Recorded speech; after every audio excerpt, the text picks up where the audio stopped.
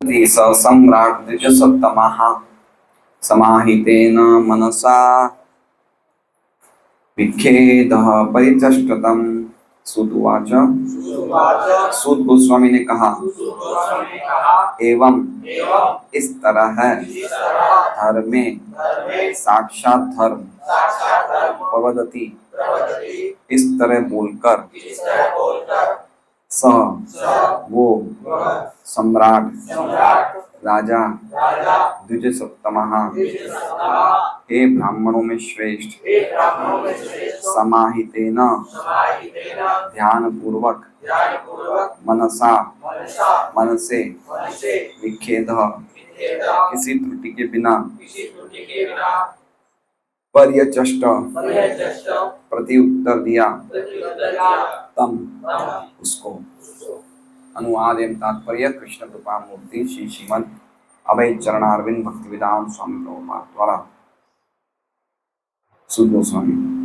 सूत गोस्वामी ने कहा, हे ब्राह्मणों में श्रेष्ठ, धर्म को इस तरह बोलते सुनकर सम्राट परीक्षित अत्यंत संतुष्ट हुए और बिना किसी त्रुटि या खेद के उन्होंने इस तरह उत्तर दिया।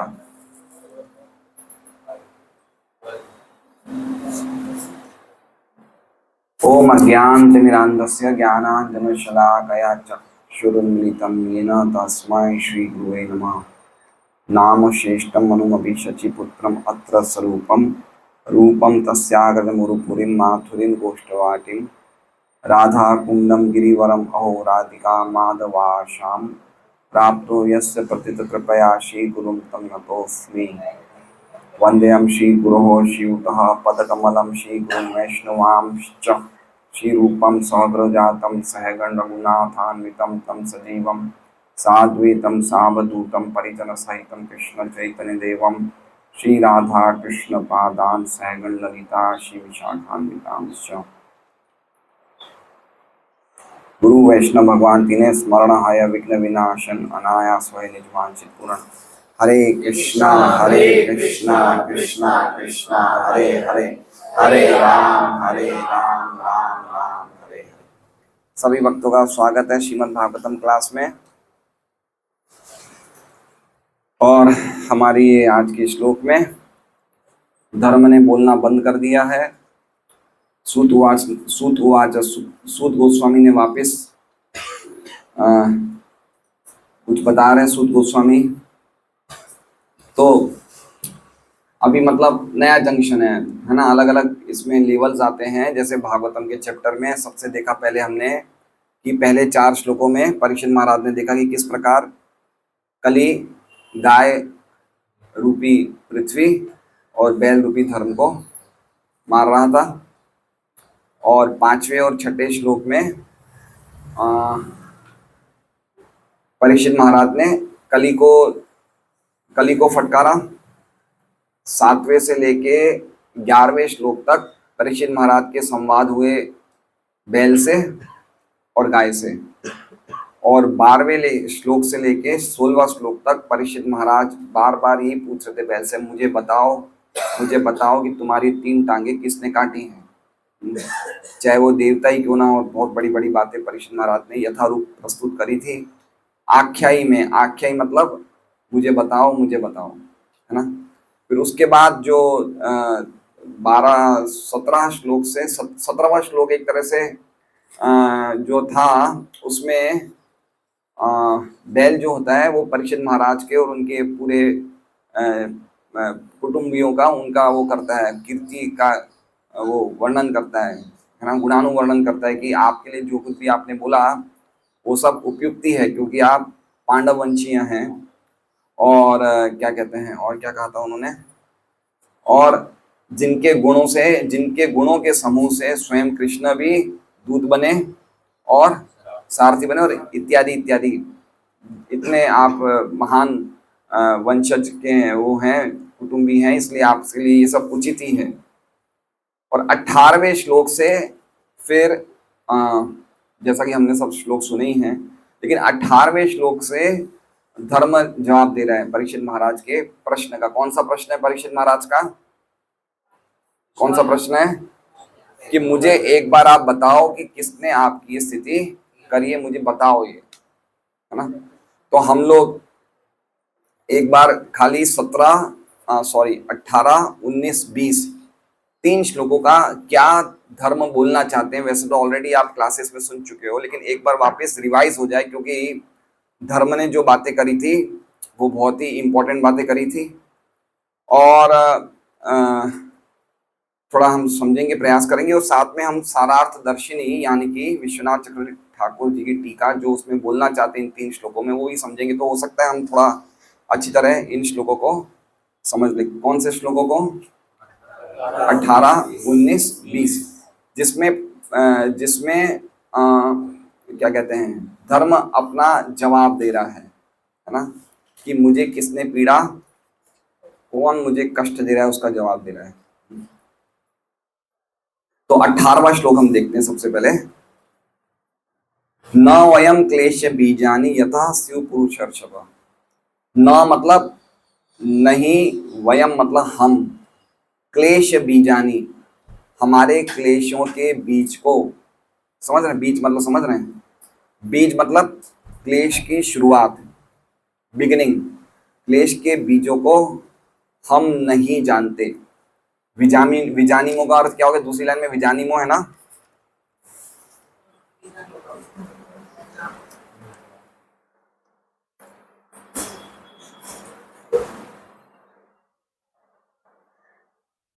है ना।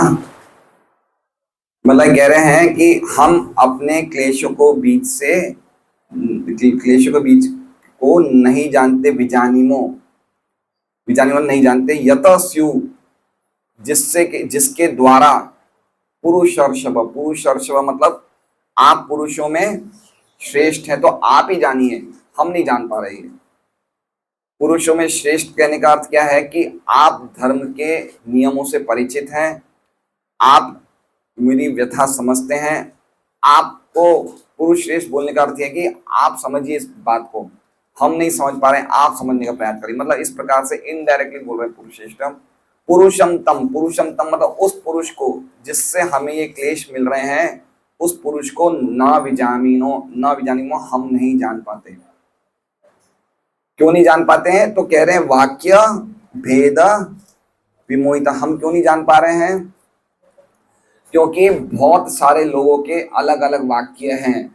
भेद मतलब अलग अलग वाक्य, वाक्य भेद मतलब अलग अलग डिफरेंस ऑफ ओपिनियन है, जिससे हम क्या हो गए हैं?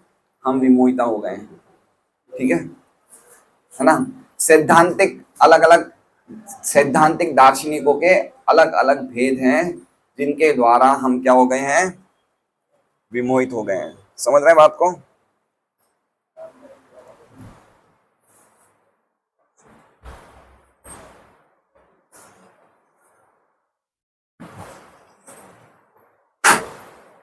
ठीक है, हम समझ गए ये श्लोक। अब देखिए इसमें, ये श्लोक में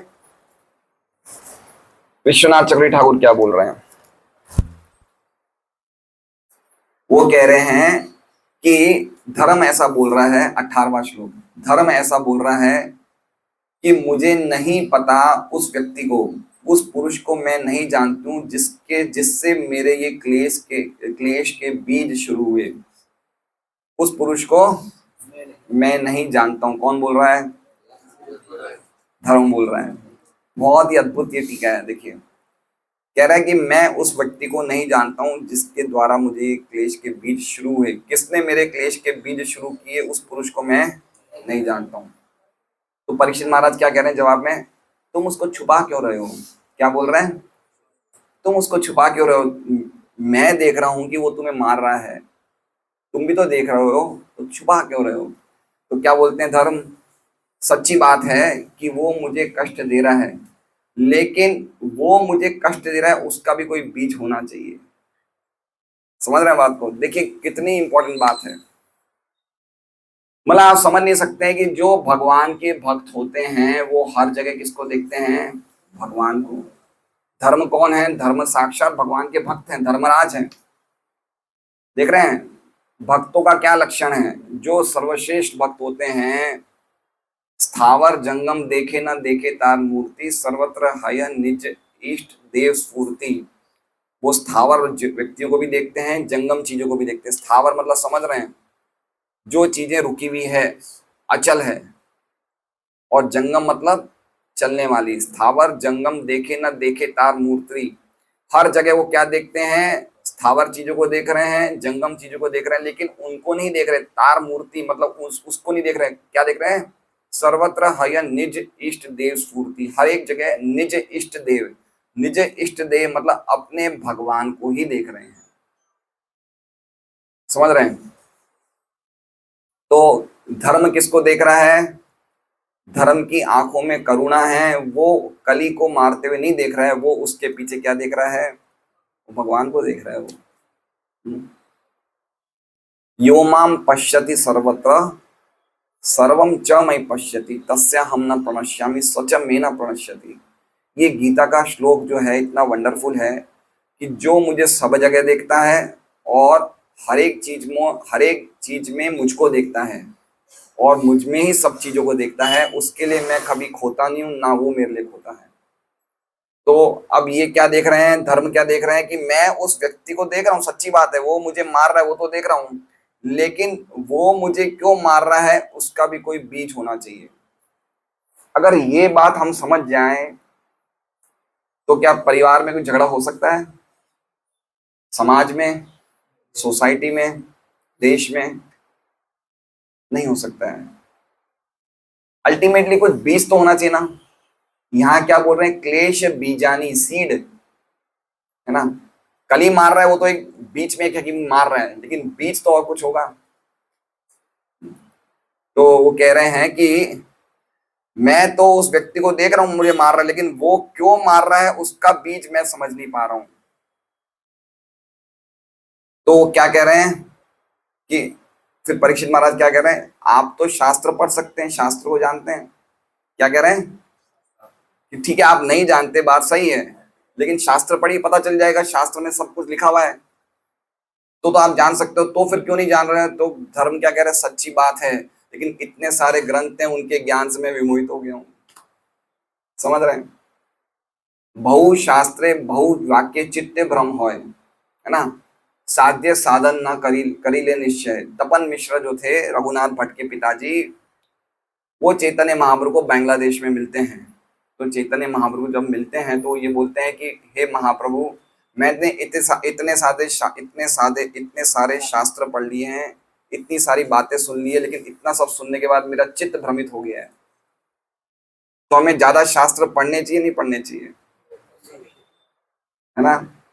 वो शास्त्र पढ़ने चाहिए जिनमें भक्ति का प्रतिपादन है, जैसे श्रीमद् भागवतम है, भगवत गीता है, प्रभुपाद ने बताया चैतन्य चैतामृत है, भक्ति रसामृत सिंधु है, ये शास्त्र उपदेशामृत है, ये पढ़ना चाहिए इससे भक्ति। लेकिन अगर हम और भी चीजें पढ़ेंगे और पुराण पढ़ेंगे, ये सब पढ़ेंगे, तो हमारा चित्त भी क्या हो जाएगा?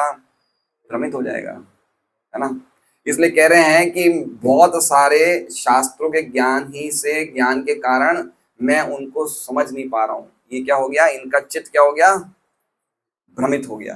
तो ये हो गया 18वां श्लोक। समझ गए बात को?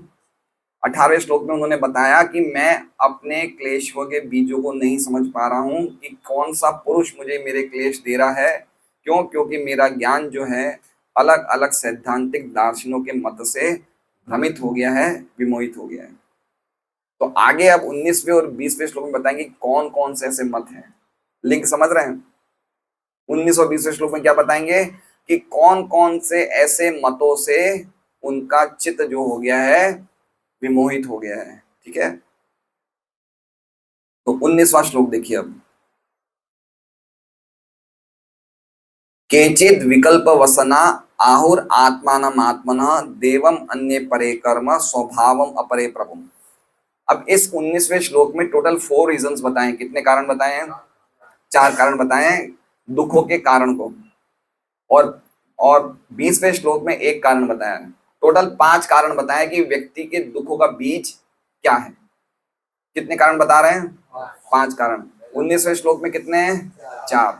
और 20वें श्लोक में कितने हैं? 1। अब ये जो 19वें श्लोक में 4 कारण हैं, ये कारण सही नहीं है। क्यों? क्योंकि ये अलग अलग सैद्धांतिक दार्शनिकों ने प्रस्तुत किए हैं, तो ये कारण सही नहीं है। जो 20वें श्लोक में जो एक कारण बताया वो कारण वास्तविक कारण है। ठीक है, तो पहले हम समझेंगे कि ये 4 कारण कौन से बताए।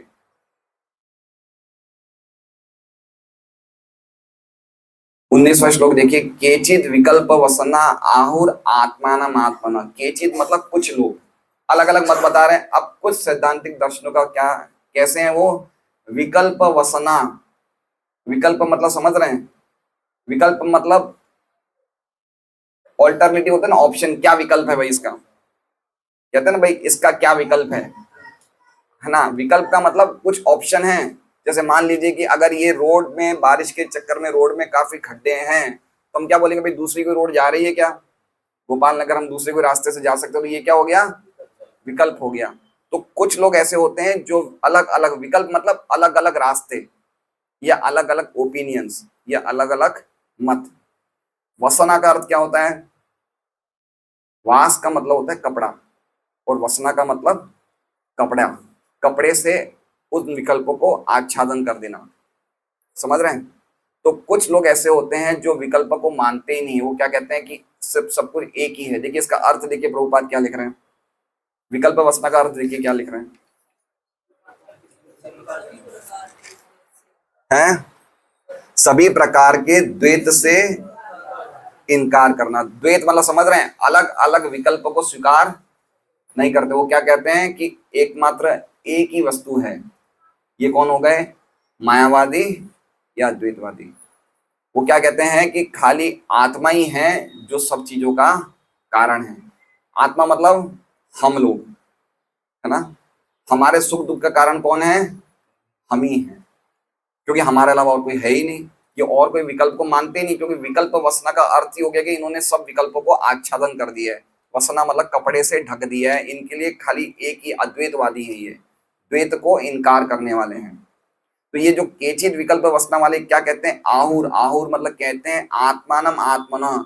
आत्मना हम स्वयं ही, आत्मना मतलब अपने सुख दुख के कारण है। स्वयं समझ रहे हैं, स्वयं मतलब या तो मन को स्वयं मानते हैं कि मन ही हमें सुख देता है और मन ही हमें दुख देता है। एक तो ये बोलते हैं, या फिर ये बोलते हैं कि भाई ये सुख दुख कुछ है नहीं, ये तो जो कुछ है ये हमारा मन की बात है। कुछ लोग बोलते हैं ऐसे, क्या हमने कुछ लोगों को सुना है जो बोलते हैं सुख दुख कुछ नहीं है, तो खाली मन की बातें हैं ये सब, है ना। ऐसा बोलते हैं ना लोग कि ये सब जो हो रहा है मन से घटित हो रहा है। वैसे में वैसे सचमुच सुख दुख कुछ होते नहीं है, लेकिन किससे घटित हो रहा है, ये हमारे मन के कारण हमें ऐसा लग रहा है कि सुख दुख होते हैं। सही बात है ये या गलत बात है, हैं? देखिए अब हम लोग भी अलग अलग ऑप्शंस वाले हो गए ना, के चीज विकल्प हो गए ना हम भी। कितने ऑप्शंस आ गए हमारे दिमाग में।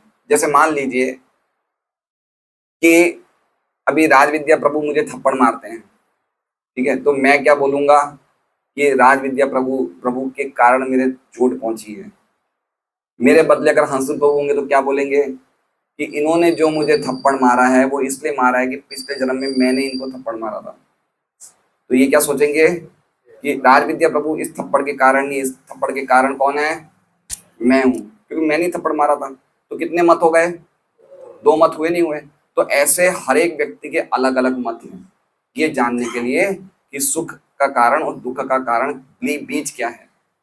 तो यहाँ पे क्या कह रहे हैं कि कुछ लोग ऐसे हैं वो कहते हैं कि भाई सुख दुख देने वाला दूसरा कोई नहीं, कौन है, तुम्हारा मन ही है या तुम खुद ही हो।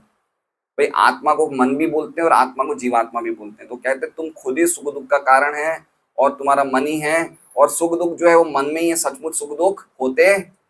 अब ये ऑप्शन सही है गलत है बताओ, सही है। सुख दुख होते हैं या नहीं होते हैं, देखिए अगर सुख दुख खाली मन में ही होते हैं तो हमें अनुभव होने चाहिए नहीं होने चाहिए, नहीं होने चाहिए, लेकिन अनुभव तो होते हैं ना। अभी मैं किसी को लात मारूंगा उसको दर्द होगा ना, तो अनुभव तो होते हैं, तो मतलब सचमुच होते तो हैं। भाई अब आप मेरी बात समझिए, अगर हमें टाइम पे भोजन नहीं मिलेगा तो हमें पीड़ा पहुंचेगी नहीं पहुंचेगी? हम ऐसे ही खाली ये सोच के रह सकते हैं कि मैं मन ही मन में भोजन खा लूं तो मेरा पेट भर जाएगा? नहीं पहुंचेगा ना, नहीं होगा ना ऐसा। तो मतलब सुख दुख अनुभव होता है, इसका मतलब होते हैं, होते तो हैं। ठीक है, तो ये क्या बोलते हैं कि सुख दुख का कारण जो है वो मन ही है, या फिर सुख दुख होते ही नहीं है, खाली मन की बात है।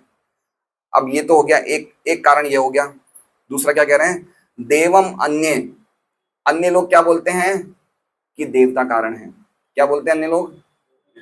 कि हमारे सुख दुख का कारण कौन से हैं, क्या है? देवता। बोलते हैं हम लोग, सुनते हैं कि अभी मेरी शादी नहीं हो पा रही क्योंकि 7:30 चल रही है। सही बात है ना? तो वो अन्य लोग क्या बोलते हैं कि देवता हमारे सुख दुख का कारण है। अरे आज मैं जल्दी जल्दी में मैंने शिव जी को पानी नहीं चढ़ाया, मेरे नुकसान हो गया। कभी क्या लगता है हमारे मन में सब बातें आती है? आती है ना कि भाई मैंने आज ये काम नहीं किया तो वो देवता रुष्ट हो गए। जैसे उनको हुआ था, ब्रजवासियों को हुआ ना, वो इंद्र को उन्होंने पूजा नहीं करी तो इंद्र को ने बारिश कर दी, तो उनको ऐसा लगा भाई आज हमने इंद्र का नहीं किया तो हमें ऐसा। तो कुछ लोग क्या मानते हैं कि हमारे सुख दुख के कारण क्या है, कुछ ग्रह हैं, ग्रहों को जो देवता चला रहे हैं वो हमारे सुख दुख का कारण है। तीसरे क्या कह रहे हैं? अपरे कर्म। अपरे मतलब कुछ ऐसे लोग भी होते हैं जो कर्म को ही सुख दुख का कारण बोलते हैं। ये तीसरा कारण क्या बता रहे हैं? इन्हें कहते हैं पूर्व मीमांसा या कर्म मीमांसा। वो क्या कह रहे हैं कि कर्म ही सब कुछ है। क्या है? कर्म ही सब कुछ है। आप अच्छे कर्म करो, ईश्वर कुछ नहीं है। ईश्वर ईश्वर ये सब तुम्हारी कल्पना है, या अगर ईश्वर भी है तो उनको भी कर्म के वश ही फल देना पड़ेगा। मतलब अल्टीमेटली सुप्रीम कौन है? कर्म है। समझ रहे बात को? भाई आप अच्छे करो, कुछ लोग हमने सुना है ऐसा बोलते हैं, भाई अच्छे रहो सब कुछ अच्छा बोलते हैं ऐसा। भाई हमें भक्ति करने की जरूरत क्या, हमने तो कोई पाप किया ही नहीं है। ऐसा बोलते हैं कुछ लोग कि अच्छे कर्म करो अच्छा फल मिलेगा, कर भला तो हो भला, ऐसा बोलते हैं, है ना? तो ये क्या बोलते हैं कि कर्म ही एकमात्र कारण है। लेकिन कर्म कारण है या नहीं है बताइए? कर्म कारण है ना। खराब कर्म करते हैं तो फल तो खराब मिलता ही नहीं मिलता है शास्त्र में माता जी। तो कर्म कारण हुए को नहीं हुए हो? मारवाड़ी बोल रही हूँ थाने हैं, कर्मी है। देखिए अब कितने ऑप्शन हो गए, पूर्णांग वगैरह, मेन क्या है?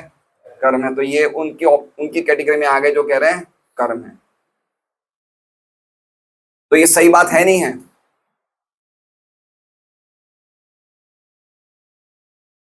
अच्छा एक बात समझिए कि जैसे बेटा तुम्हारा क्या नाम है? काना। ये काना स्कूल में जाता है, कौन से स्टैंडर्ड में हो? चौथी कक्षा में पढ़ता है और ये बहुत डिसिप्लिन बच्चा है। पता है कुछ स्कूल में जब हमें आखिर में जो मार्क्स मिलते हैं उसमें हमारी डिसिप्लिन भी काउंट होती है। जैसे होशियारी कितना है, एकेडमिक कोर्स कितना डिसिप्लिन, ये बहुत डिसिप्लिन बच्चा है। तो ये डिसिप्लिन बच्चा है, इसने पूरे साल डिसिप्लिन रखी, इसको कोई नोट करने वाला है नहीं है, उसके मार्क्स कैसे मिलेंगे? है ना? खाली डिसिप्लिन करने से ही तो इसको मार्क्स नहीं मिल गए, इसको कोई नोट कर रहा है नहीं कर रहा है काना को कि डिसिप्लिन कर रहा है नहीं कर रहा है। तो उस प्रकार से कर्म तो अपने आप में जड़ है। कर्म क्या है? अपने आप में जड़ है, चेतन नहीं है। आप जब कर्म कर रहे हो तो कोई ना कोई व्यक्ति तो आपको देख रहा है, वो देखेगा कि कौन सा कर्म आपने किया है, उसके हिसाब से वो आपकी सजा या आपका इनाम निश्चित करेगा। तो कर्म ही तो कारण नहीं है। समझ रहे हैं? भीष्म पितामह ने क्या कहा पांडवों को कि मुझे लगता नहीं कि आपने कोई गलत काम किया है, आपके साथ साक्षात भगवान है, आपके साथ लक्ष्मी जैसी द्रौपदी है, आप इतने बाहुबल है, साक्षात धर्म आपके साथ है, फिर भी दुख क्यों आ रहे हैं? तो कर्म तो कारण नहीं है। आगे क्या कह रहे हैं? स्वभावम अपरे प्रभु। और कुछ क्या कहते हैं कि व्यक्ति के स्वभाव के कारण ही उसे सुख और दुख प्राप्त होता है। स्वभाव मतलब समझ रहे हैं? स्वभाव मतलब हमारा कंडीशनड नेचर। ओरिजिनल नेचर तो हमारा क्या है?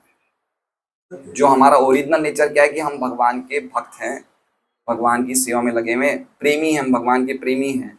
लेकिन कंडीशनड नेचर मतलब जब हम इस भौतिक जगत में आते हैं तो प्रकृति के 3 गुणों के रंग में हम आच्छादित हो जाते हैं और इससे हमारे अलग अलग स्वभाव उत्पन्न होते हैं। कोई रजोगुणी में है, कोई तमोगुण में है, कोई मिश्र में है, कोई सतोगुण में है। तो उसके कारण व्यक्ति स्वभाव के कारण सुख और दुख पाता है। सही बात है। व्यक्ति अपने स्वभाव से परेशान है नहीं है, तो स्वभाव कारण हुआ नहीं हुआ, स्वभाव कारण हुआ नहीं हुआ, बताइए। लेकिन लेकिन लेकिन क्लेशों का बीज है, मूल कारण है, स्वभाव मूल कारण है। आप समझिए इसमें, देखिए पॉइंट क्या कहा जा रहा है, बीज, बिगिनिंग, अल्टीमेट कॉज या मूल कारण। तो चार कारण, चार चीजें क्या बताई, एक तो स्वयं आत्मा, दूसरा दूसरा देवता, तीसरा कर्म, चौथा स्वभाव। अब ये चारों जो इन्होंने पॉइंट बताई, ये चारों पॉइंट सही नहीं है, ठीक है। तो ये हम विश्वनाथ चौरी ठाकुर की टीका पढ़ेंगे।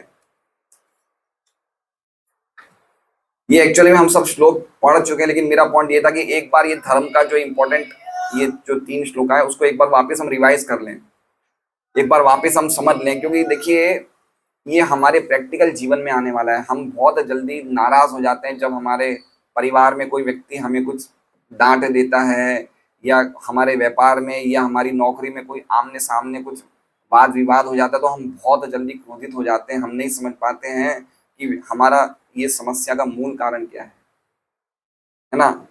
ये धर्म बता रहे हैं, कौन बता रहे हैं, ये सब धर्म बता रहे हैं ये बातें। तो इससे बढ़कर और कोई दूसरी अथॉरिटी हो नहीं सकती है ये जानने के लिए कि हमारे दुखों का मूल कारण क्या है। तो 4 चीजें हमने पढ़ी। अब विश्वनाथ चक्रवर्ती ठाकुर क्या कह रहे हैं कि यहाँ पे अलग अलग मतों को बताया गया है, ठीक है। कुछ योगी ऐसे होते हैं जो विकल्पों को ढक देते हैं। क्या नाम है इसका, विकल्प वासना। विकल्पों को, विकल्प मतलब अलग अलग मतों को ढक देते हैं। उनके लिए, उनके हिसाब से और कोई मत है ही नहीं।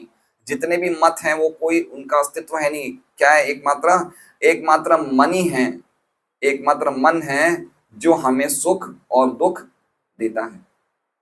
ये क्या बोलते हैं, कौन बोलते हैं, कुछ लोग विकल्प वासना वसना। और ये एक श्लोक भी बोलते हैं गीता जी में से, उसमें ये लिखा हुआ भी है। कौन सा श्लोक है, बंधुर उद्धरित आत्मनात्मनम नात्मनम अवसादित आत्मेवि आत्मनो बंधुर आत्मेव रिपुर आत्मनम। कि अगर आपने मन को कंट्रोल कर दिया तो मन आपका बहुत अच्छा मित्र है, और मन को आप कंट्रोल नहीं कर सके तो मन आपका सबसे बड़ा शत्रु है। इसलिए आत्मा ही, मतलब मन ही आत्मा का मित्र है और मन ही आत्मा का शत्रु है।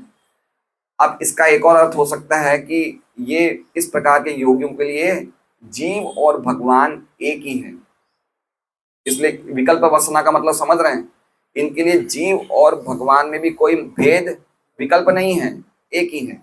तो इनका कहने का मतलब क्या है कि आत्मा ही, क्योंकि भगवान को मानते नहीं है, ये भगवान को नहीं मानते हैं, ये क्या कहते हैं, आत्मा परमात्मा एक ही सर्वव्यापी आत्मा है। तो ये क्या कह रहे हैं कि आत्मा ही हमारे सुख का कारण है और आत्मा ही दुख का कारण। तो इसमें दोनों चीजें बताइए। अगर आप आत्मा को मन मानो तो मन हमारे सुख दुख का कारण है, मन को कंट्रोल कर लो तो सुखी है, मन को कंट्रोल नहीं कर सको तो दुखी है।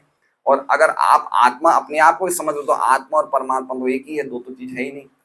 तो उसके लिए भी हम ही सुख के कारण हैं और दुख के कारण। देखिए बहुत हार्ड चीजें, हो सकता है कि हमारे लिए आज की क्लास बड़ी भारी हो, हमारे लिए एकमात्र आनंद खाली प्रसाद ही रहेगा।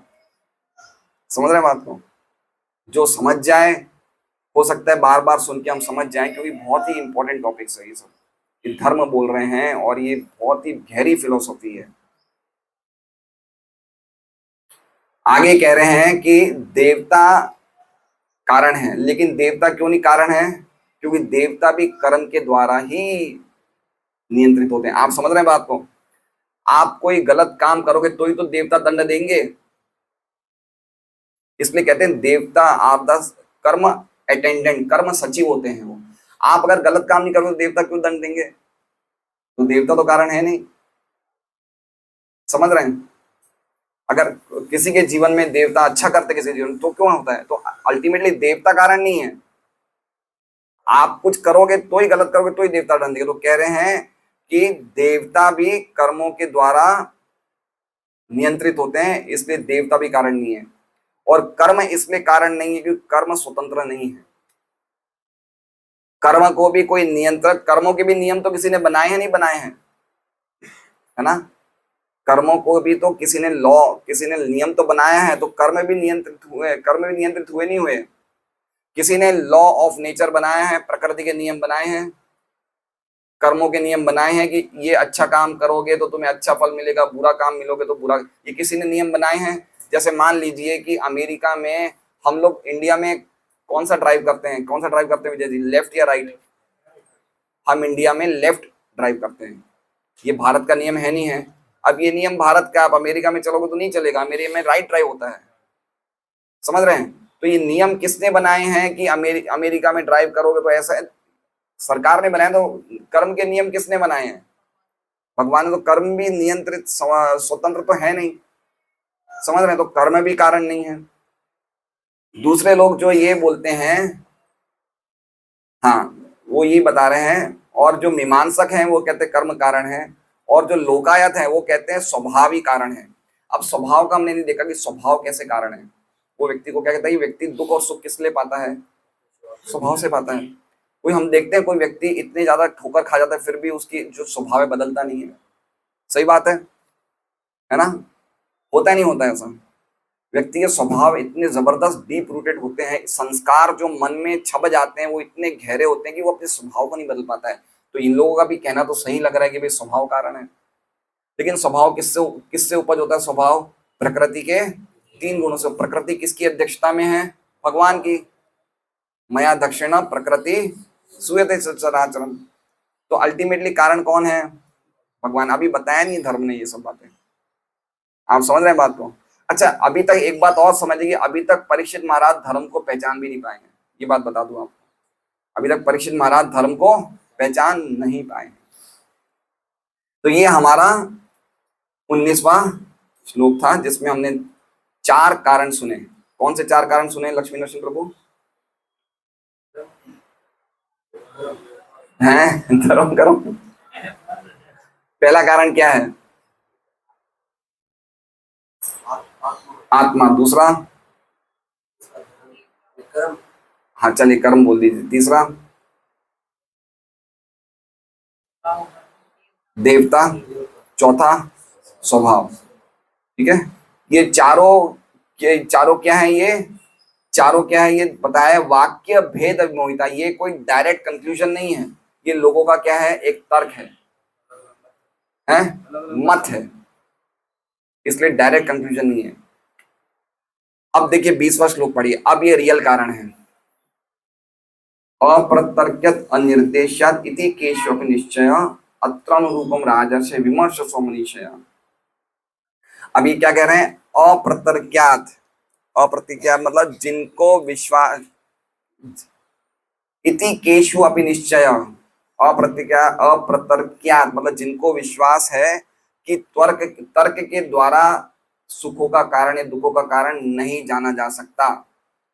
तर्क्यात मतलब समझ रहे हैं? तर्क, तर्क मतलब समझ रहे हैं? लॉजिक है ना, कुछ ना कुछ तर्क करना। तो तर्क के, इसमें क्या लिखा है? अप्रतर्क्यात मतलब तर्क के साथ आप कभी भी सुख दुख का कारण पता नहीं लगा सकते। पिछले श्लोक में क्या हो रहा था? तर्क हो रहा था। तो पहले ही इन्होंने मना कर दिया कि तर्क के द्वारा आप विश्वास, कुछ लोगों को ऐसा विश्वास है कि तर्क के द्वारा आप अपने सुख दुख का कारण नहीं जान सकते। ये हो गया मतलब अप्रतर्क्यात। अनिर्देश्यात तो कोई कहेगा भाई चलो हम तर्क करेंगे नहीं, हम तो मन से चिंतन करेंगे, तो कह रहे नहीं वो भी नहीं चलेगा। अनिर्देश्यात मतलब मन से आप जितना भी चिंतन करो, मन के चिंतन के द्वारा भी आप जो हैं सुख दुख के कारण को नहीं जान सकते। कौन ऐसा बोलते हैं? इति केशु। केशु मतलब कुछ लोग ऐसे भी हैं। अभी केशु शब्द क्यों कहा है, विश्वनाथ चक्रवर्ती ठाकुर और श्रीधर स्वामी बताएंगे केशु शब्द का अर्थ क्या है। केशु मतलब समझ रहे हैं? केशु मतलब कुछ लोग, अपी मतलब ऐसे भी हैं, ठीक है, जिन्होंने निश्चय करा है कि तर्क के द्वारा और मन के चिंतन के द्वारा आप सुखों के और दुखों के मूल कारण को नहीं जान सकते। अच्छा, परसों एक महाराज ने एक शब्द बोला था, आपको याद है? अवांग, अवान मानस गोचर। अवांग मानस गोचर एक शब्द कहा था, ये शब्द किसको हम किसको संबोधित करते हैं शब्द कह के? अवांग मानस गोचर किसका नाम है? ये भगवान का नाम हुआ ना ये। और इसका मतलब क्या हुआ? कल ये उस दिन समझा था अवांग मानस गोचर, इसका मतलब महाराज ने क्या समझाया था? वान मतलब वाणी, मन का। गाय चराने मतलब गो मतलब गाय भी होती है, और गो का मतलब होता है इंद्रियां, और चरद मतलब चरती है। तो अवांग मानस गोचर का अर्थ ये हुआ कि भगवान ऐसे हैं जिनको हमारी वाणी और मन, चाहे कितना ही हम चराएं, मतलब कितना ही हम चिंतन करें, हम वहां तक नहीं पहुंच सकते। सही बात है। तो अब इसमें दो शब्द हैं, अप्रतर्क्याद मतलब वाणी से, और अनिर्देश्याद मतलब मन से। आप मन से और वाणी के तर्कों के द्वारा या चिंतन के द्वारा आप सुख और दुख के कारण को पता नहीं लगा सकते। उन्होंने बहुत सुंदर महाराज ने अर्थ बताया था। काफी लोगों ने, किन लोगों ने समझा है अवांग मानस गोचर, अगर ढंग से उस दिन सुना हो तो। जैसे आधा तो हमने समझ लिया कि वाणी के द्वारा और मन के द्वारा हम भगवान तक नहीं पहुंच सकते। आगे क्या समझाया था महाराज ने? हैं?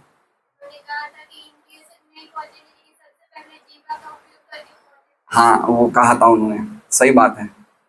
उन्होंने एक बहुत अच्छी बात बताई थी महाराज ने, ये तो बोला ही था।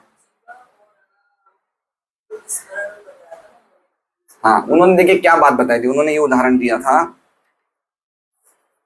कि, उन्होंने उदाहरण तो ये दिया था कि भाई जैसे मान लीजिए कि, इसको कैसे समझाया जाए कि अप्सराओं का स्वभाव, एक उदाहरण दे रहा हूं कि अप्सराओं का, अप्सराएं कहाँ रहती है? स्वर्गलोक में। अप्सराओं का स्वभाव पूजा माता जी के स्वभाव से भी अच्छा है। ये हम एक स्टेटमेंट दे रहे हैं। क्या दे रहे हैं? अप्सरा का स्वभाव पूजा माता जी के स्वभाव से अच्छा है। तो इससे आपको क्या समझना चाहिए कि इस देश में पूजा माता जी का स्वभाव सबसे अच्छा है। समझ गए बात को? क्योंकि जब हम उनका उनका कंपैरिजन किससे कर रहे हैं? जैसे उन्होंने उदाहरण दिया था, उन्होंने मेरा नाम लेके बोला था कि ये जमीन अरविंदास दास भी खरीद नहीं सकता। तो इसका क्या मतलब हुआ कि अरविंदास दास सबसे धनी व्यक्ति है, मतलब हुआ नहीं हुआ? तो अगर हम ये बोलते हैं कि अप्सरा का स्वभाव पूजा माता जी से भी अच्छा, तो क्या समझना चाहिए कि भाई इस शहर में या इस क्षेत्र में पूजा माता जी से अच्छा किसी का स्वभाव नहीं है। अब मान लीजिए अगर हमें वो स्वभाव अपने आप को प्राप्त करना है, तो उसके लिए सबसे उपयुक्त कौन है? पूजा माता जी है ना, क्योंकि उसके आसपास तो है। समझ रहे हैं बात को? तो यहाँ इन्होंने कहा अवांग मानस गोचर, कि वाणी के द्वारा और मन के द्वारा भगवान तक नहीं पहुंचा जा सकता, लेकिन अगर इसी वाणी और मन को साधु शास्त्र गुरु के मार्गदर्शन में लगाएंगे तो इनके द्वारा ही पहुंचा जा सकता है। समझ रहे हैं? क्योंकि सबसे पावरफुल दो इंद्रियां कौन सी है? वाणी और मन, जीवा और मन।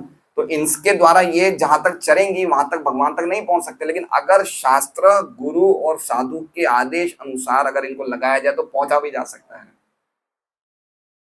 ठीक है? तो उसी हिसाब से बता रहे हैं। फिर उन्होंने वो श्लोक बोला, अतः श्री कृष्ण नाम आदि न भवेद ग्राह्य। इंद्रियों के द्वारा भगवान के नाम रूप गुण को नहीं जाना सकता, लेकिन जीवा सेवन मुखे ही जीवाद, लेकिन अगर सेवा के द्वारा हम जीवा को लगाएंगे तो स्वयं एवं स्फुरति, तो भगवान अपने रूप और नाम को प्रकट करेंगे। तो ये बता रहे हैं कि कुछ लोग ऐसे हैं जिन्होंने निश्चय किया है कि तर्क के द्वारा और मानसिक चिंतन के द्वारा भगवान तक नहीं पहुंचा जा सकता। अब आगे क्या कह रहे हैं? अत्रानुरूपम राजर्षि, हे राजर्षि, अब इस मामले में आप ही विमर्श स्वमनीषया, आप ही निश्चित करिए स्वमनीषया, अपनी बुद्धि के द्वारा, कि मेरे कष्ट का कारण क्या। वंडरफुल बात है। अभी तक वो नाम नहीं बता रहे। समझ रहे हैं? 5 कारण बता दिए महाराज परीक्षित को। क्या कह रहे हैं? अब आप निश्चित करिए, अत्रानुरूपम राजर्षि विमर्श स्वमनीषया। क्यों नहीं बता रहे भाई? कह रहे हैं ना, क्या कह रहे हैं परीक्षित महाराज की, भाई निश्चित हो गया, लिखा है ना निश्चय, निश्चय कर लिया है कि दुखों का कारण ना जाना जा सकता है ना समझा जा सकता है, निश्चय हो गया है। तो परीक्षित महाराज बोल सकते हैं अब तो बता दो निश्चय तो हो गया। तो बोले नहीं, अब आप खुद कंसीडर करो कौन है। देख रहे हैं आप बात को, क्या प्रेम है। वो व्यक्ति के हृदय में इतना प्रेम है कि अभी भी नहीं बता रहे हैं कि ये व्यक्ति ने मुझे मार रहे हैं। ये भक्तों का विजन है। भक्तों का जो विजन है वो इतना ज्यादा बदल जाता है कि उनको हर जगह भगवान ही दिखते, तो वो अपने सामने वाले व्यक्ति को भी नहीं देख पा रहे कि ये मुझे मार रहा है, क्योंकि उनको पता है कि इसके पीछे भी भगवान ने ही करवा रहे हैं, है ना। भगवान हर चीज के मूल हैं, तो भक्त भी जब भक्ति करते तो उस मूल तक पहुंच जाते, तो हर जगह किसको देखते हैं, वो कृष्ण को ही देख रहे हैं वो। जैसे एक जयपताका महाराज का एक उदाहरण आता है। जयपताका महाराज को एक बार स्पेन के एयरपोर्ट पे कोई व्यक्ति ने छुरा मार दिया गले पे, है ना, और उसको उनको खून लगने लग गया। हालांकि वो बहुत मोटे थे इसलिए गले की नस नहीं कटी, नस कटती तो वो नहीं बच पाते, लेकिन खून लग गया, खूब बुरी तरह से खून बहने लग गया। तो जब वो पुलिस ने उस व्यक्ति को पकड़ा तो जयपताका महाराज क्या बोले, ये तो मेरा कर्म ही मुझे दे रहा है। देख रहे हैं, कोई व्यक्ति उनके गले पे वार कर रहा है और वो उस व्यक्ति का दोष। ये वंडरफुल विजन है। आप समझिए, ये हमारा विजन होना चाहिए। क्या देश में सब जगह शांति, घरों में अगर खाली हम इतना समझ लें कि वो व्यक्ति कह रहा है कि अब आप सोचो कौन क्या करना है, विमर्श सौ मनीषया, अब आप सोचो कि अत्र अनुरूपम, अब इस समय अत्र मतलब यहाँ पे इस स्थिति में अनुरूपम, क्या किसको आपको दोषी ठहराना है, सजा देना है, अब आप ही अपनी बुद्धि लगाओ। मैंने अपनी बुद्धि लगा के बोल दिया जो मुझे बोलना था। वंडरफुल है। अब देखिए, हम खाली विश्वनाथ चक्रवर्ती ठाकुर की टीका पढ़ेंगे, उसके बाद हमारा ये 20वां श्लोक भी हो जाएगा।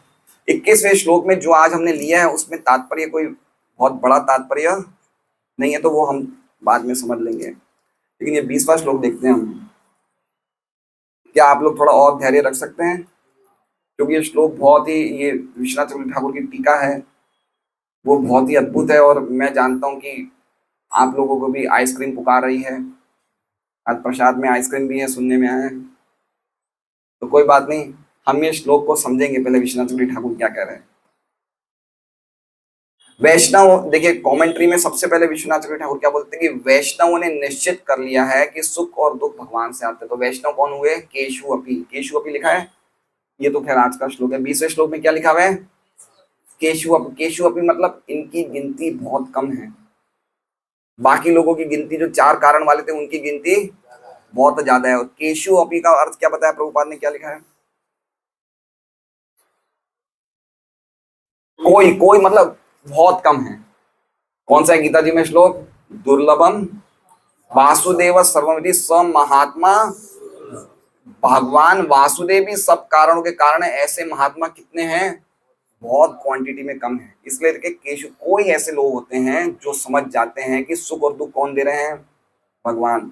और ये भगवान को उपाधियों के द्वारा पता नहीं लगाया जा सकता। उपाधि मतलब समझ रहे हैं, जैसे मान लीजिए अभी हम किसी व्यक्ति को दोषी दोषी ठहराते, तो उस व्यक्ति को ठहराते हैं दोषी या उपाधि को ठहराते हैं, समझ रहे हैं। जैसे मान लीजिए कि एक स्त्री को उसके पति ने, उस स्त्री को उसका पति मारता है, ठीक है, तो स्त्री अपना कंप्लेन लिखवाती है पुलिस स्टेशन में कि मेरा पति मुझे मार रहा है। तो पति उपाधि है या ओरिजिनल व्यक्ति है, पति क्या है, पति तो उपाधि है। तो पॉइंट ये है कि जितने भी दोष देखे जाते हैं, जो अभक्त देखते हैं वो क्या देखते हैं, वो ओरिजिनल कारण नहीं देखते, वो क्या देखते हैं, उपाधि है। समझ रहे बात को, समझ रहे हैं, बहुत गहरी अंडरस्टैंडिंग। ये श्लोक कोई सामान्य नहीं, जैसे कह रहे हैं कि भाई ये प्रभु जी ने मुझे मारा है, तो प्रभु जी मतलब वो मुझे एक व्यक्ति समझ रहे हैं, ऐसा तो नहीं बोल रहे हैं आत्मा ने मारा है, वो तो ये शरीर को देखते ही बोल रहे हैं ना। तो शरीर क्या है, उपाधि है। तो कह रहे हैं वैष्णव लोग जो सुख और दुख का कारण भगवान से आ रहा है, और वो भगवान को कोई भी उपाधियों के द्वारा समझा नहीं जा सकता है। देखिए आगे क्या कह रहे हैं, आगे कह रहे हैं कि कुछ लोग फिर भी भगवान को जान जाते हैं, वो ये नहीं समझते हैं कि भगवान तो परम मंगल है, सभी प्रकृति के 3 गुणों से परे हैं, हर एक का कल्याण चाहते हैं। तो फिर उनका क्या कनेक्शन है अच्छे और बुरे गुणों से जो हमें शुभ देता है और अशुभ देता है? समझ रहे हैं? भगवान क्या है? सुख दुख से परे हैं। भगवान को ना तो सुख छू सकता है ना दुख छू सकता है, वो सबका कल्याण चाहते हैं। ये भगवान की डेफिनेशन है। तो फिर क्यों कुछ लोगों को भगवान सुख देते हैं और कुछ लोगों को भगवान दुख देते हैं? ऐसा होता है? तो इसका मतलब भगवान सुख के साथ या दुख के साथ भगवान का कोई कनेक्शन है क्या? नहीं है। तो क्या बात है वो बता रहे हैं, गीता जी के 10वें अध्याय के 4-5वें श्लोक में लिखा है कि किस प्रकार भगवान मूल कारण है वो बता रहे हैं। मूल कारण का अर्थ क्या है वो बता रहे हैं। तो कह रहे हैं सुख दुख जन्म मृत्यु भय अभय अहिंसा समभाव तुष्टि तपस्या दान यश अयश, ये सब जीवों को जो भी प्राप्त होता है ये सब मेरे से निकल रहा है। अब कारण क्या बता रहे हैं कि अल्टीमेटली जो कुछ भी निकल रहा है वो मेरे से ही निकल रहा है। तो अल्टीमेटली परम सत्य कौन हुए? कृष्ण हुए। जो कुछ भी निकल रहा है वो कहां से निकल रहा है? परम सत्य। तो क्या फिर हमारे सुख दुख के कारण भगवान ही है क्या? पूरा दिमाग घूमेगा आज तो। माता जी प्रसाद ज्यादा बनाइए, आज बहुत खतरे में हम लोग।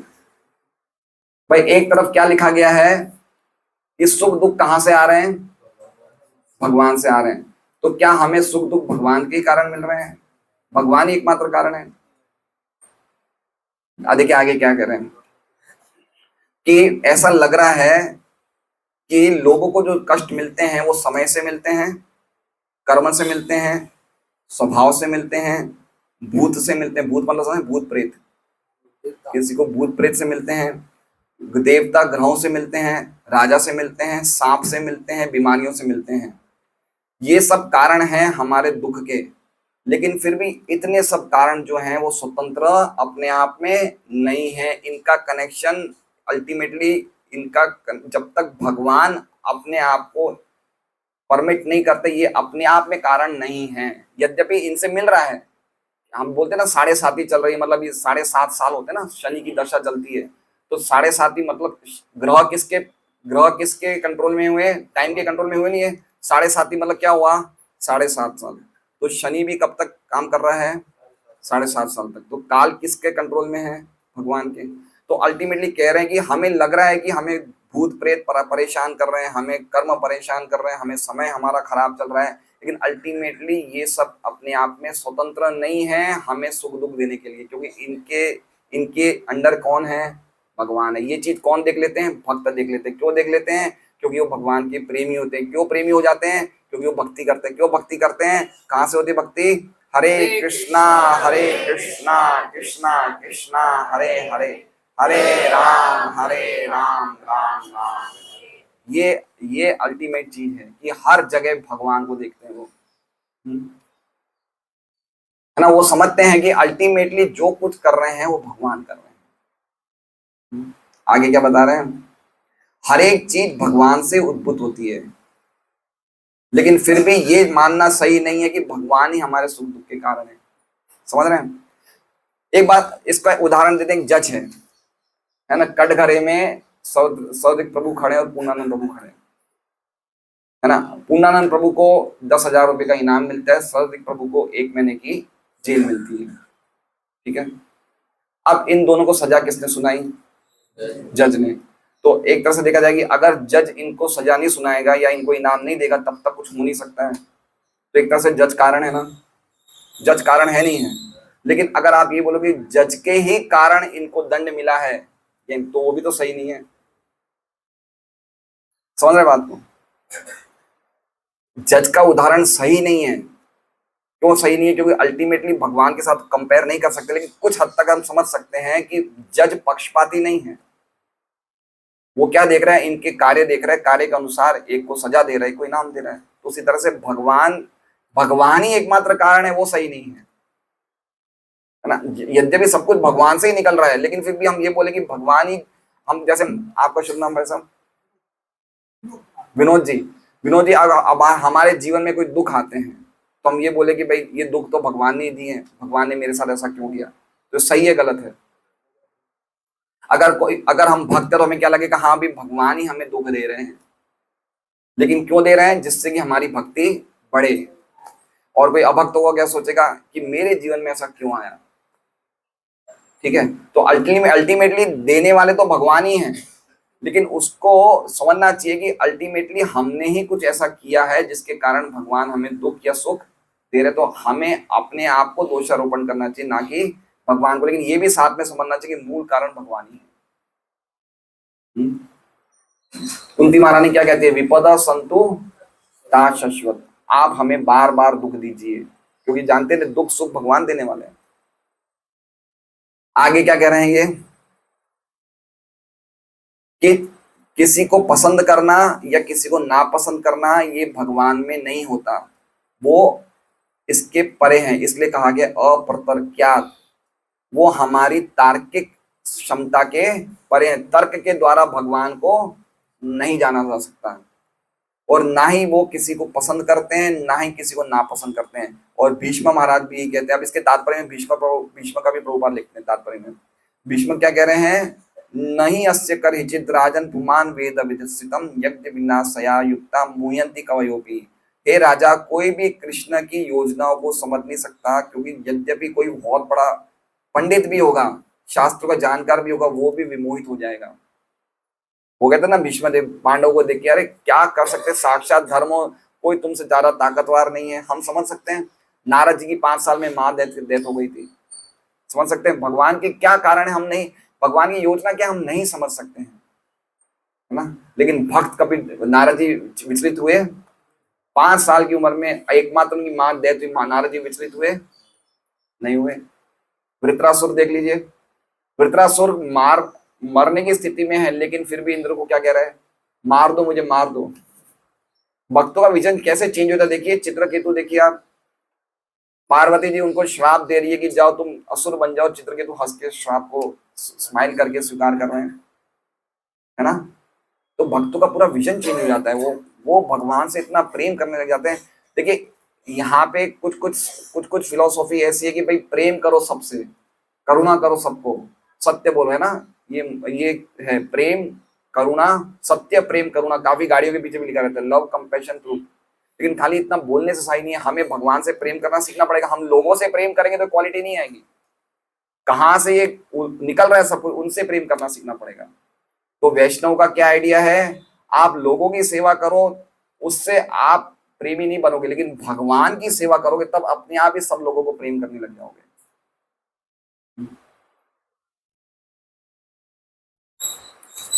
हाँ, अब ये बता रहे हैं धर्म। देखिए अब धर्म ने क्या बात बताई है। धर्म कह रहे हैं कि अगर भगवान हमें, अब उनको कष्ट तो मिल रहा है ना धर्म को, धर्म अपनी बात बता रहा है कि धर्म, अब कारण बता रहे हैं धर्म कि वो व्यक्ति तो दुख नहीं दे रहा। कौन? कली मुझे नहीं मार रहा है। क्या कह रहे हैं कि भगवान अगर मुझे दुख दे रहे हैं तो मेरे स्मरण को बढ़ाने के लिए मुझे इस कष्ट में रखा है। कौन से कष्ट में? मेरे 3 पैर कटवा दिए और एक पैर पे चोट पहुंच रही है। क्यों कर रहे हैं ये इन्होंने? कि मेरा स्मरण भगवान के लिए बढ़े। क्यों? क्योंकि मैं अभी विकासशील भक्त हूं। क्या कह रहे हैं? मैं अभी उन्नत भक्त नहीं हूं। विकासशील मतलब समझ रहे हैं? Developing devotee. मैं अभी नया नया भक्ति में आया हूं, तो मुझे कष्ट क्यों दे रहे हैं भगवान? कि मैं और ज्यादा स्मरण करूं भगवान का। ये कारण बता रहे हैं। और आगे क्या कह रहे हैं? और साथ साथ में वो परीक्षित महाराज जैसे उन्नत, मतलब आपके जैसे उन्नत भक्त की कीर्ति बढ़ाना चाहते हैं, इसलिए आपके द्वारा कली को दंडित करवा रहे हैं। दूसरा कारण बता रहे हैं। देखिए कितना गहरा आचार्य लोग प्रवेश करते हैं कि आपकी कीर्ति पूरी दुनिया में हो जाए, इसलिए आपके द्वारा कली को दंडित करवा रहे हैं। कि क्योंकि आप कौन है? आप उन्नत भक्त हैं। धर्म अपने आप को क्या मान रहा है? मैं विकासशील भक्त हूं, इसलिए मुझे कष्ट इसलिए दिया है कि मैं आपका स्मरण बढ़ाऊं।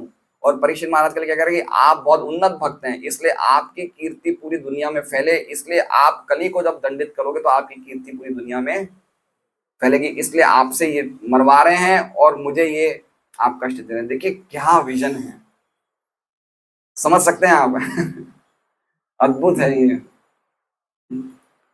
हुआ नहीं हुआ बताइए। परीक्षित महाराज को 7 दिन में, जो परीक्षित महाराज के हाथ में क्या नहीं था, उनको 7 दिन में एक एक ब्राह्मण पुत्र के द्वारा श्राप दिलवा के मृत्यु पे लाना, ये भगवान की तो योजना थी कि परीक्षित महाराज की ऐसी कीर्ति हो जाएगी कि पूरी दुनिया आगे तक उनको बोलेगी कि 7 दिन को परीक्षित को मरना था। आज बोलते नहीं बोलते हैं, चाहे वो भागवत कथावाचक हो चाहे कोई भी हो, लेकिन परीक्षित महाराज का नाम तो सबके ऊपर फोटो में आ ही जाता है ना, कि 7 दिन में मृत्यु के लिए उन्होंने सब कुछ छोड़ दिया कथा सुनने के लिए। तो परीक्षित महाराज की कीर्ति बढ़ रही है घट रही है? बढ़ रही है। अब आगे क्या कह रहे हैं कि जितने भी मैंने मत बोले हैं, 5 मत बोले हैं, उसमें सबसे श्रेष्ठ क्या है, वो आप अपनी बुद्धि के द्वारा सत्य को अन्वेषण करिए। अनुरूपम, अनुरूपम मतलब जो बिल्कुल बेस्ट ऑप्शन है वो चूज करिए। इसलिए क्या कह रहे हैं, अनुरूपम। क्यों आप क्यों सबसे अच्छा ऑप्शन यूज कर सकते हैं? क्योंकि आप राजर्षि, इसलिए कह रहे हैं राजर्षि। राजर्षि बोला है ना, आप राजर्षि हैं, आपका डिसीजन बिल्कुल सही होगा, इसलिए इनमें से सबसे अच्छा ऑप्शन चूज करिए। इसलिए कह रहे हैं अनुरूपम, जो इस स्थिति के हिसाब से बिल्कुल सही होगा। आगे क्या कह रहे हैं देखिए, निश्चय का शब्द का अर्थ बता रहे हैं। निश्चय का अर्थ क्या है? निश्चय मतलब जितने भी मैंने 5 ऑप्शंस दिए हैं, यहाँ पे 5 विकल्प दिए ना, उसमें आखिरी श्लोक में जो 20वें श्लोक में लिखे हैं निश्चय, निश्चय मतलब ये कंक्लूजन है। हम कोई चीज हम तर्क करते बाद में क्या करते हैं, एक कंक्लूजन पे आ जाते हैं। तो एक निश्चय पे आ गए। कौन सा निश्चय? कौन से कारण के निश्चय पे आ गए कि सुख दुख का कारण ना तो समझा जा सकता है मन से ना तर्क के द्वारा, इस निश्चय पे आ गए। मतलब ये निश्चय फाइनल एक करेक्ट कंक्लूजन है। वो सब निश्चय नहीं थे, वो सब खाली तर्क वितर्क चल रहे थे। चारों कारण कौन कौन से चारों कारण? आत्मा, कर्म, स्वभाव, देवता, ये खाली तर्क चल रहा है, लेकिन ये निश्चय हो चुका है, कंक्लूजन आ चुका है। माइंड बॉगलिंग, इतना अद्भुत है ये भागवतम, कहने की बात नहीं। जबरदस्त है। और आचार्य की टीका तो अद्भुत है। आगे क्या कह रहे हैं, ये वैष्णवों ने निर्धारित कर दिया, इसलिए ये बिल्कुल सही कंक्लूजन है। और आगे कह रहे हैं कि सब में से कुछ केशु, केशु का अर्थ ये हुआ कि ये ऐसे लोग बहुत कम है दुनिया में। कैसे लोग? जो ये जानते हैं कि भगवान ही सब कारणों के कारण है, ऐसे लोग जगत में दुर्लभ हैं। आप देख लीजिए कितने लोग इन बातों को जानते हैं, है ना? क्या जनरल क्या रहता है, अरे आपने मुझे थप्पड़ मारा, खींच के दूसरा मार दो। समझ रहे बात को? टिट फॉर टेट, है ना? लोग खाली सामने वाले व्यक्ति को देख रहे हैं, इसने मुझे कष्ट पहुंचाया है। कभी कभी देखिए ऐसी स्थिति हो जाती है कि आज की तारीख में, जैसे मान लीजिए आज मैं सौदिक प्रभु से मेरे बहुत अच्छे अनुकूल संबंध है, लेकिन कुछ समय के बाद हमारे प्रतिकूल संबंध भी हो जाते हैं ना। हो जाते, क्यों होते हैं ऐसा? क्योंकि हम व्यक्ति को ही हमारा सुख दुख का कारण समझते हैं। इसलिए जब हमें लगता है कि ये मुझे सुख पहुंचा रहे हैं तो हमारा अनुकूल संबंध है, जब ये मेरे से कुछ कड़वी बात बोल देंगे तो हमारा प्रतिकूल संबंध हो जाएगा। क्यों? क्योंकि हम व्यक्ति को देख रहे हैं लेकिन मूल कारण नहीं देख रहे हैं। इसलिए ये सोचने वाले कौन हैं? ये बहुत ही कम लोग हैं। और आगे क्या कह रहे हैं कि अब आप निश्चित करिए कौन सा ऑप्शन है। विमर्श, विमर्श मतलब अब आप ही निश्चित करिए कि इस ऑल्टरनेटिव कितने ये ऑप्शन में आपको क्या पसंद करना है। क्यों? क्योंकि अगर मैं बता दूंगा तो मुझे भी वही पाप लगेगा जिसने पाप किया है। ये एक बहुत ही गहरा सिद्धांत है जो हम भगवान ने चाहा तो कल करेंगे, है ना? उस सिद्धांत का अर्थ क्या है कि जो पापी को दोषित साबित करता है उसको भी वही स्थान मिलता है जो पापी को मिलता है। अब ये अलग ही बात है। इसलिए इसलिए अभी भी बोल नहीं रहे हैं, धर्म अभी भी नहीं बोल रहे, बोले आप नक्की करिए, मैं नहीं बोलूंगा। देखिए, ठीक है। और आगे वो सब कारण बता रहे हैं जो हमने सुना है कि सुख और दुख जो है खाली मन की स्थिति में नहीं है, क्योंकि इनका सब कुछ अनुभव होता है। इसलिए आत्मा स्वयं कारण नहीं है। आत्मा भी, जीवात्मा भी किसी पे आश्रित है। किस पे आश्रित है? इंडिपेंडेंट नहीं है, भगवान पे आश्रित है, तो आत्मा कारण नहीं है। आगे कह रहे हैं कि देवता भी कारण नहीं है, क्योंकि देवता भी काल के चक्र के अनुसार चलते हैं, तो वो भी कारण नहीं है। आगे कह रहे हैं कि कर्म भी कारण नहीं है, क्योंकि कर्म जड़ है, चेतन नहीं है। कर्म कर्म जड़ है, इसलिए कर्म भी कारण नहीं है। और आगे ये कह रहे हैं कि जो लोग ऐसे बोलते हैं कि अगर आप अच्छे कर्म करो तो आपके बुरे कर्म मिट जाएंगे, वो भी सही नहीं है। क्यों?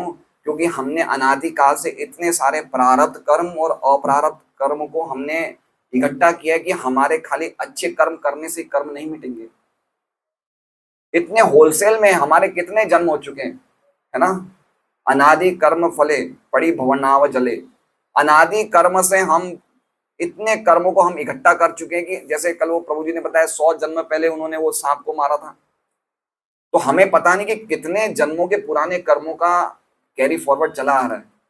तो आप खाली ये सोचोगे मैं अच्छे कर्म करूंगा बुरे कर्म नहीं करूंगा, तो उससे आप पुराने कर्म से छूटोगे नहीं। ये फिलॉसफी मत समझना। लोग समझते हैं मैंने अच्छे कर्म किया किसी का बुरा नहीं किया, तो उससे आप बिल्कुल नहीं छूटने वाले, क्योंकि आपके होलसेल में कर्म है, तो ये भी कर्म भी कारण नहीं है। और आगे कह रहे हैं कि स्वभाव भी कारण नहीं है, क्योंकि स्वभाव भी किसी ना किसी प्रकृति के 3 गुणों पे आश्रित रहता है। इसलिए अल्टीमेट कारण भगवान है। और ये भीष्म ने पहले ही कह दिया कि भगवान की योजना किसी के लिए भी समझना संभव नहीं। ठीक है, अब हमारा आज का श्लोक चालू होता है। 9 बज गए। ठीक है, तो आज का श्लोक ले नहीं ले आज? चलिए हम एक बार देखते हैं क्या बोल रहे हैं। सूत उवाच एवं धर्मे प्रवदति। एवं मतलब इस प्रकार, जो अभी हमने चर्चा करी है, इस प्रकार धर्मे प्रवदति। धर्मे मतलब धर्म बोल रहा है, प्रवदति मतलब सुन रहे हैं। कौन सुन रहे हैं? बोलते हुए सुन रहे हैं। कौन सुन रहे हैं? अब देखिए मीनिंग में क्या लिखा है, धर्म का अर्थ क्या लिखा है? धर्म का अर्थ क्या लिखा है? साक्षात धर्म। अब परीक्षित महाराज जब बोल रहे हैं तो उन्होंने समझ किया कि ये साक्षात धर्म, अब समझ गए वो, इसलिए क्या लिखा है प्रभुपाद ने मीनिंग में क्या लिखा है? साक्षात धर्म। अब साक्षात धर्म बोल रहे हैं, ये सुनकर परीक्षित महाराज समझ गए कि ये ऐसी बात है तो कोई सामान्य, वो ये तो समझ गए थे कि वो देवता है। पहले भी बताया कि आप कोई सामान्य व्यक्ति तो हो नहीं, आपके पैर पे मारा जा रहा है और आप सहन करो, तो आप कोई सामान्य व्यक्ति तो नहीं, आप कोई देवता तो, ये तो समझ गए थे परीक्षित महाराज। लेकिन साक्षात धर्म बोल रहा है, ये अब समझे जब इन्होंने 5 बातें बताई, है ना। कि एवं धर्म प्रवदित स सम्राट, हे ब्राह्मणों में श्रेष्ठ। अब परीक्षित महाराज सम्राट ने जब ऐसे धर्म को बोलते हुए सुना, समाहितेन मनसा, वो बिल्कुल एकाग्र मन से, बिना विखेद, विखेद मतलब बिना कोई त्रुटि के, पर्यचष्ट प्रति उत्तर दिया। तम मतलब धर्म को, मतलब जब ये धर्म बोल रहा था वो सुन के सम्राट महाराज युधिष्ठिर ने, हे ब्राह्मणों में श्रेष्ठ, बिना कोई गलती किए एकाग्र मन से धर्म को प्रति उत्तर मतलब जवाब दिया। अब विश्वनाथ चक्रवर्ती ठाकुर की टीका पढ़ लेंगे एक बार हम। अब इसमें उन्होंने बताया है विखेदो, विखेद एक वर्ड है, विखेद। विखेद का मतलब क्या हो गया? गत मोह। अब उनका मोह चला गया। क्या मोह? कि इनको जानने में ही कौन है, पहली बात तो ये। दूसरा कि कष्ट कौन दे रहा है जीवात्मा को, कष्ट, इनको धर्म को कष्ट कौन दे रहा है, उसके संबंध में उनका मोह चला गया। अब वो क्लियरली समझ गए।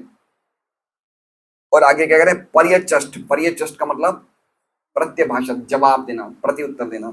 और आगे कह रहे हैं ज्ञातवान इति। ज्ञातवान इति मतलब वो अब समझ गए कि ये धर्म है।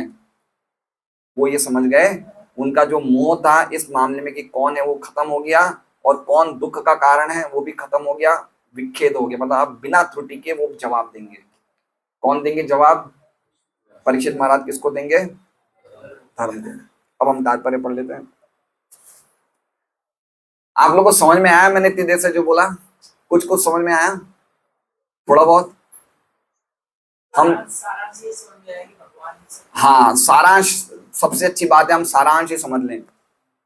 सारांश ही अगर समझ लें, सब महात्मा सुलगी, अल्टीमेटली सब कारणों के कारण कौन है? भगवान। इतनी बात समझ लें, वो अपने आप में बहुत बड़ी बात है। लेकिन ये सब समझाने का मतलब क्या है कि हम ढंग से समझें, गहराई से समझें, तत्व से समझें, तो हम अच्छी तरह समझेंगे। क्योंकि सारांश में समझने के बाद भी चीजों को, मान लीजिए कि हमने बातें सुनी, इसका मतलब क्या, अगर कोई हम पे कुछ बोलेगा तो क्या हमें गुस्सा नहीं आएगा? आएगा ना, क्योंकि सुनने के बाद भी डाइजेस्ट करना मुश्किल है। इसलिए इनको तत्व से सुनने से हम अच्छी तरह डाइजेस्ट करने में सफल हो पाएंगे। इसलिए ढंग से सुनना चाहिए कि किस प्रकार चीजें प्रस्तुत की जा रही है इसमें, और उसको कैसे हम समझें आचार्य के द्वारा। सूत गोस्वामी ने कहा, हे ब्राह्मणों में श्रेष्ठ, धर्म को इस तरह बोलते सुनकर सम्राट परीक्षित अत्यंत संतुष्ट हुए, और बिना किसी त्रुटि या खेद के उन्होंने इस तरह उत्तर दिया। तात्पर्य, धर्म रूप बैल का कथन दर्शन तथा ज्ञान से परिपूर्ण था, और राजा इससे संतुष्ट हुए, क्योंकि वो जान गया कि पीड़ित बैल कोई सामान्य जीव न था। जब तक कोई परमेश्वर के नियम से पूरी तरह अवगत न हो, तब तक वो ऐसी मार्मिक बातों का या दार्शनिक सत्य का भाषण, क्या इंपॉर्टेंट बात है, जब तक परमेश्वर के नियम मतलब धर्म से कोई व्यक्ति, अब ये तो साक्षात धर्म ही बोल रहे हैं, मतलब उनको तो सब नियम अवगत हैं, लेकिन अगर हम भी भगवान की भक्ति में लगे रहेंगे, हरे कृष्णा कृष्णा कृष्णा हरे हरे, हरे राम राम राम हरे, तो ये मार्मिक और दार्शनिक बातें हम भी समझ सकते हैं। राजविद्या राजगुह्यम पवित्रम उत्तमोत्तमम प्रत्यक्षावगमम धर्म्यम सुसुखम कर्तुम अव्ययम, है ना। ये डायरेक्ट, ये क्या है, प्रत्यक्ष धर्म। भक्ति क्या है? भक्ति डायरेक्ट धर्म है। तो धर्म करने से, भक्ति का धर्म करने से, ये महामंत्र का उच्चारण करने से हम दार्शनिक बातों को, हम ढंग से मार्मिक बातों को हम समझ सकते हैं। और जो व्यक्ति भक्ति में नहीं लगेगा वो कभी भी इन चीजों को नहीं समझ सकता। वो अपनी अपनी तर्क देगा कि ये कारण है, ये कारण, लेकिन भगवान मूल कारण वो नहीं समझ पाएगा। सम्राट भी समान रूप से कुशाग्र बुद्धि वाला था। कुशाग्र मतलब समझ रहे हैं? कुश मतलब, कुश का अग्र भाग बहुत तिकोना होता है, तेज होता है ना, कुश का अग्र भाग। तो आपकी बुद्धि भी बहुत ही तीक्ष्ण है, अतः उन्होंने बिना किसी त्रुटि या संशय के उत्तर दिया। अब परीक्षित महाराज क्या उत्तर देंगे? वो भगवान ने चाहा अगर हम कल जीवित रहेंगे तो प्रयास करेंगे सुनने का। हरे कृष्णा। तो आप लोगों को शरीर के लेवल पे हमें नहीं रहना है। अगर हम भक्ति कर रहे हैं तो हम शरीर के लेवल पे थोड़ी हैं, हम आध्यात्मिक लेवल पे हैं। तो कुछ तो काम करना पड़ेगा ना, शरीर को, आत्मा को शरीर में रखने के लिए हमें पोटी शोटी करनी पड़ेगी, भोजन करना पड़ेगा, नहाना पड़ेगा, तो कुछ तो करना पड़ेगा। भगवान की सेवा मंगल आरती बिना नहाए करेंगे अनादिकाल से हम यही करते आ रहे हैं, तो हैबिचुअल हो गया। तो हैबिचुअल हो गया, लेकिन ये तो अब भगवान का प्रसाद हो गया ना। अब ये भोजन, ये आज देखिए चकाचक प्रसाद खाएंगे, तो ये कोई सामान्य भोजन थोड़ी है, प्रसाद है ये। तो ये खाने से, प्रसाद लेने से तो हमारा शुद्धिकरण होगा, हमें तो कोई दोष थोड़ी लगेगा, है ना। इष्टान यज्ञ शिष्टासन संतो मुच्यन्ते सर्व किल विषय। भगवान का प्रसाद खाने से तो हम सभी पापों से मुक्त हो जाएंगे। और भूंजते जगम पापा, और जो खाली पापा को खाता है, पापा अन्न को खाता है, वो पाप खा रहा है। तो ये प्रसाद है ना, ये देखिए भक्ति का ये पूरा, देखिए भक्ति का अर्थ क्या है। आप हर जगह आप प्रसाद ले रहे हो तो ऐसे लोगों की, ये कृष्ण ने चखा है, ये आइसक्रीम है, ये सब्जी कृष्ण ने चखी है, कितनी स्वादिष्ट है, और आप अपनी जीवा के लिए करो तो आपका विजन चेंज हुआ नहीं हुआ? अल्टीमेटली उसमें टेस्ट तो होता ही है, तो जीवा को तो अच्छा लगेगा ही लगेगा, लेकिन मन में ये भावना तो होगी कि भगवान ने चखा कितना स्वादिष्ट। तो ये भक्ति हो गया, भोग हो गया? बताइए, भक्ति हो गया ना। अभी मान लीजिए मैं आपके यहाँ नौकरी कर रहा हूँ, आपने भोजन कर लिया, उसके बाद आपने बोला ले खा ले भाई, तो मुझे, अगर मैं अच्छा नौकर, क्या बोला मेरे सेठ ने खाया, झूठा है, मुझे अच्छा लगेगा नहीं लगेगा? तो फिर तो भक्ति है ये तो। अगर हम सो रहे हैं रात भर, हम दिन भर भक्ति के कार्य करते हैं, अगर रात को सो रहे हैं, तो अगर सोएंगे नहीं तो सुबह वापस भक्ति कैसे कर पाएंगे? तो सोना भी भक्ति हो गई। नहा रहे हैं, क्यों नहा रहे हैं भाई? भगवान को स्वच्छ पवित्र बनाना है, हमें रखना है, तो ही तो भगवान की सेवा करेंगे, भगवान परम भाई, तो वो भी भक्ति हो गई। मंजन करना भी भक्ति हो गई। तो ये शरीर के लेवल के कार्य नहीं है, ये सब भक्ति के अंग बन जाते हैं। सबसे पहले आत्मा के लेवल पे आना पड़ेगा। आत्मा का लेवल में तो आ ही गए, हम भक्ति कर रहे तो आत्मा का लेवल ही है, हरे कृष्णा बोल रहे हैं तो आत्मा का लेवल ही है। बस ये है कि अभी कच्चे फल, कच्चे आम है, पकने में टाइम लगेगा, लेकिन आम तो आम ही हुए। कभी सतोगुण हावी हो जाता है, कभी तमोगुण हावी हो जाता है। वो सतोगुण, रजोगुण, तमोगुण हावी हो रहा है क्योंकि अभी हम लोग रजोगुण तमोगुण के प्रभाव में है ना, इसलिए जब हम सतोगुण में पूरी तरह से आ जाएंगे तो रजोगुण तमोगुण परेशान कम करेंगे और फिर हम सीधा शुद्ध सत्वगुण पे आ जाएंगे। उसमें टाइम लगेगा। ये होगा तब, कब होगा ये? अनर्थ निवृत्ति, जब हमारे सभी अनर्थों का चौथा भक्ति के स्टेज पे आएंगे तब ये बहुत इजीली हो जाएगा ये। अभी हम अनर्थों को त्याग नहीं कर पा रहे, अनर्थ बहुत है हमारे में।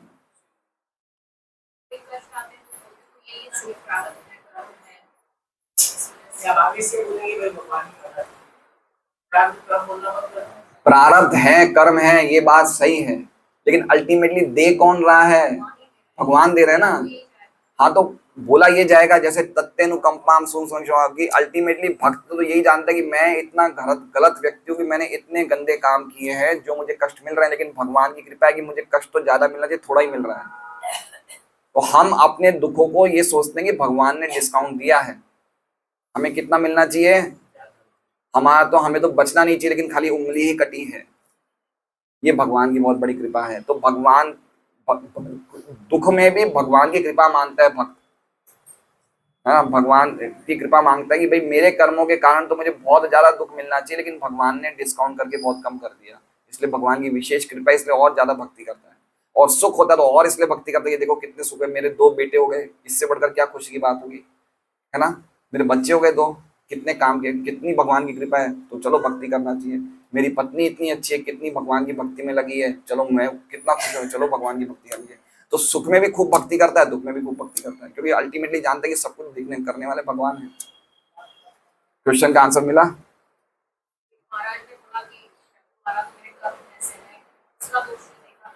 कर्म ऐसे हैं, कर्म ऐसे हैं कि मतलब वो मुझे अपना कर्म ही लौटा रहा है, कर्म ऐसे, लेकिन अल्टीमेटली कर्म तो कारण नहीं है ना कोई तो उसे दे रहा है ना। हाँ हाँ, बोला बोला यही जाएगा कि मेरे कर्म ऐसे हैं जो मुझे वापस मिल रहे हैं। गलत नहीं है, लेकिन मूल कारण नहीं है, समझो बात को।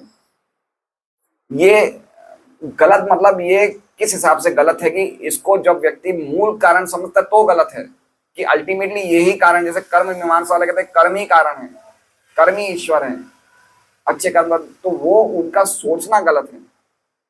कहीं ना कहीं तो कर्म के कारण हमें सुख दुख मिल रहा है, लेकिन कर्मों को भी तो देने वाला कोई है नहीं है। तो अल्टीमेट सोर्स क्या है जहां से सब चीजें निकल रही है? वो श्लोक है 10वें अध्याय का 4था 5वां श्लोक पढ़िए, बहुत अच्छा है।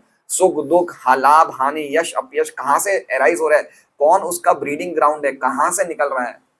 अपने आप तो मैन्युफैक्चर नहीं हुए सुख दुख, कहीं अपने आप तो बने नहीं, कहीं ना कहीं तो कोई आ रहे हैं, कहीं से, कहां से आ रहे हैं? परम सत्य का अर्थ क्या है? अहम सर्वस्व प्रभव, सब कुछ मेरे से ही आ रहा है। ये चीज अभक्त नहीं समझ पाते, खाली भक्ति समझ सकता है। भाई जैसे दुख आए, प्रारब्ध है, तो किसी ने तो कुछ बनाए हैं, ये कौन बना रहा है? तो फिर अल्टीमेटली तो वही हुए ना कारण।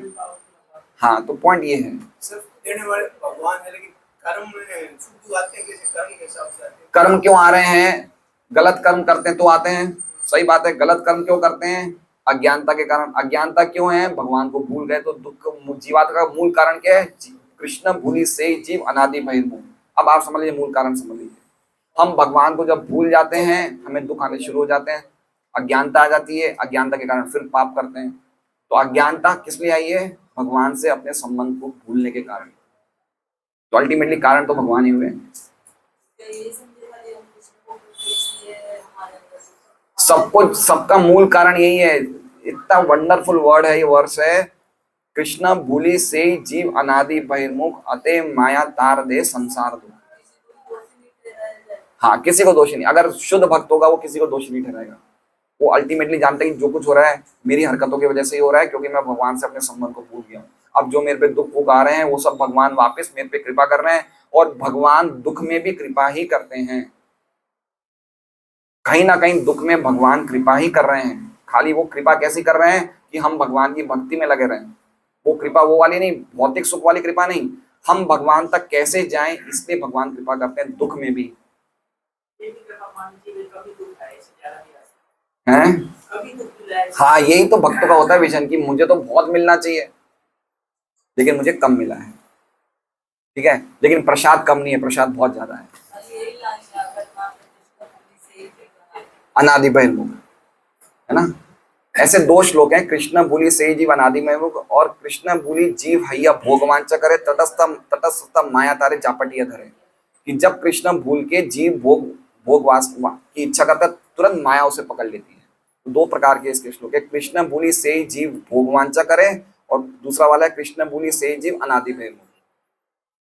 तो दोनों श्लोक बहुत ही समझने जैसे हैं। हरे कृष्ण। तो आज का प्रसाद है सुनीता माता जी की सुपुत्र रौनक के आज जन्मदिन पे उन्होंने अपनी तरफ से प्रीति भोज प्रसाद रखा है। तो देखिए, ये समझे नहीं समझे, एक बात आप समझ लिया करिए कि जब प्रसाद में कड़ोदरा लिखा है ना, तब होलसेल में आ जाया करिए, इतना समझ सकते हैं, बस काम हो जाएगा। व्हाट्सएप आता है ना, व्हाट्सएप मैसेज, कड़ोदरा वाले सुनीता माता जी तो समझ लेना आज तो कोई चकाचक माल है। इतना भी समझ जाएंगे तो इस बाद में धीरे धीरे भाव हो जाएगा।